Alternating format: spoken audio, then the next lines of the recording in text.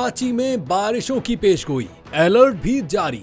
कयामत खेज गर्मी का कब टूटेगा जोर, आइए जानते हैं। नेशनल डिजास्टर मैनेजमेंट अथॉरिटी ने सिंध में जुलाई के महीने में मुमकिना बारिश के पेश नजर अलर्ट रहने की हिदायत जारी कर दी है। गर्मी से परेशान शहर कायद के आवाम के लिए एक और खतरे की घंटी बज गई है, क्योंकि रिपोर्ट के मुताबिक कराची और हैदराबाद में जुलाई में 30 से 75 मिलीमीटर बारिश का इम्कान है, जबकि नवाबशाह, मीरपुर खास, लाड़काना और सक्खर में भी बारिश हो सकती है।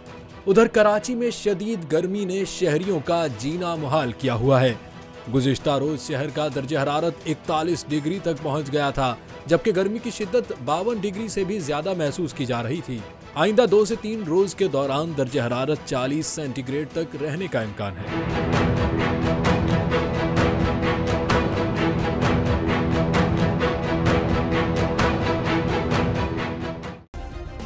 सब्सक्राइब करें और बेल दबाएं ताकि कोई खबर रह न जाए।